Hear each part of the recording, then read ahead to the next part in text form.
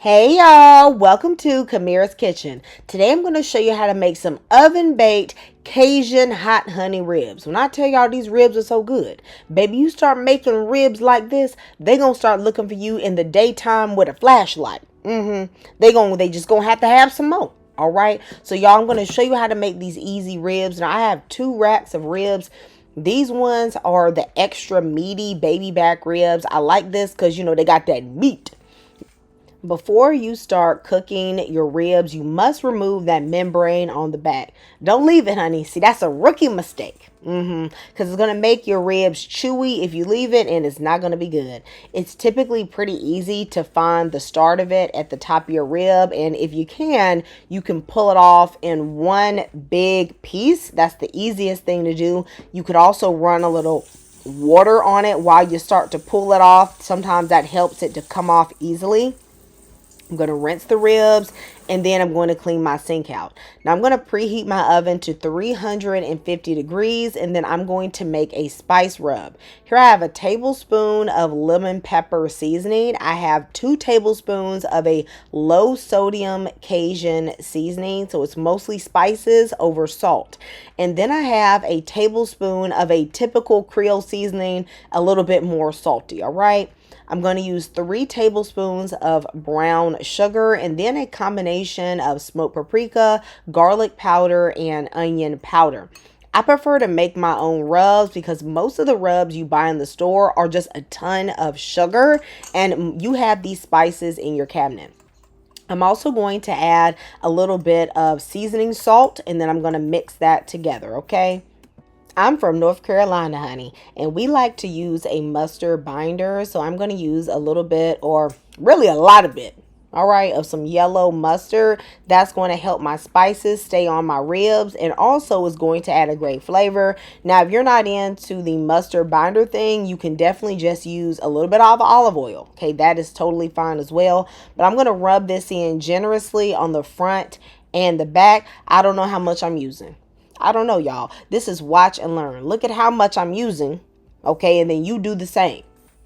Let me know in the comments if you prefer a mustard binder or you like to use oil as your binder, or if you use something other than those two. Let me know. Maybe I can end up trying that as a binder as well. I like to experiment in the kitchen, y'all. So once I have my mustard on, I'm then going to generously put this spice mixture on both sides of the ribs. I'm going to start with the back and just press in those spices, and then I'm going to flip it over to the presentation side and generously sprinkle that side as well with my seasoning. If you already know this is looking good, go ahead and like this video and give me a thumbs up, y'all. Subscribe to this channel for new recipes every week. I post 2 times a week. These recipes are delicious, and your whole family is going to love them. Anybody who makes my recipes knows that I can throw down in the kitchen, and that means you can throw down in the kitchen. Now, honey, I'm going to throw my ribs on a baking rack. I'm going to put them in the oven at 350 degrees for 2.5 hours. I actually ended up switching the ribs to the bottom rack because they were browning a bit much. So you can put them on the bottom rack. I don't baste them. I don't open the oven. I just let them cook for 2.5 hours.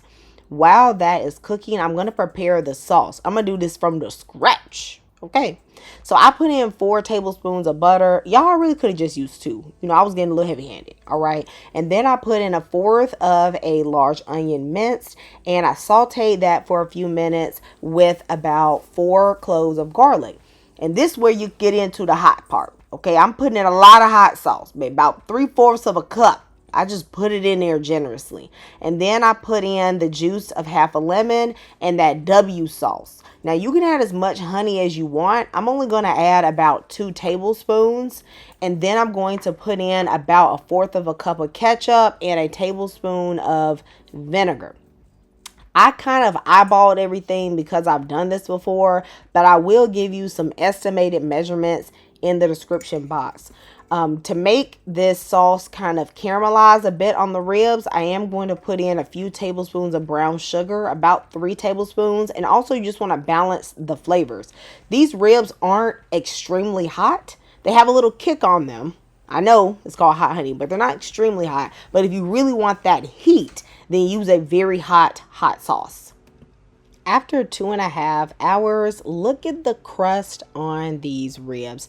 That is one thing I do like about this recipe, is that you can still get that browning, you can get that beautiful crust, and you don't have to grill. Because y'all know I do not have a grill, so y'all, this is a great method. When I served this to my family, they ate them up. Now I am going to sauce up these ribs, but say you didn't want to actually use the hot honey sauce, you could serve them just like this and they would be delicious. But guys, y'all know we got to take it there. We got to go all the way. So I'm going to put a little bit of this sauce on the back of my ribs. And I don't like an extreme amount of sauce on the ribs. Like, I like a glaze, but not too much. So if you like yours very saucy, then I suggest that you double the hot honey sauce.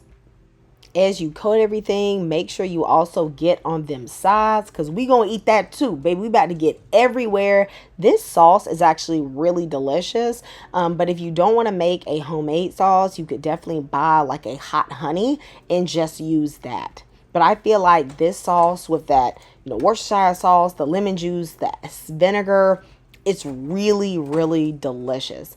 I made these for my parents for their birthday, and we had a whole potluck, and these ribs were gone. I had ribs and chicken that I made for them, and people just devoured these. Of course, you want to leave enough sauce for the top, because that's your presentation side. You want to make sure that that looks good. Brush it on, and then I'm going to stick these back into the oven for about 10 to 15 minutes. What you want is for the sauce to just get a caramelized look on it. Everything is done cooking, but it needs to sort of set on the ribs. Now, one thing you can't tell me is that don't look delicious. That right here, baby, that's a thing of beauty. Look at those oven baked tender ribs. They are fall off the bone delicious, but don't let that greedy spirit get you.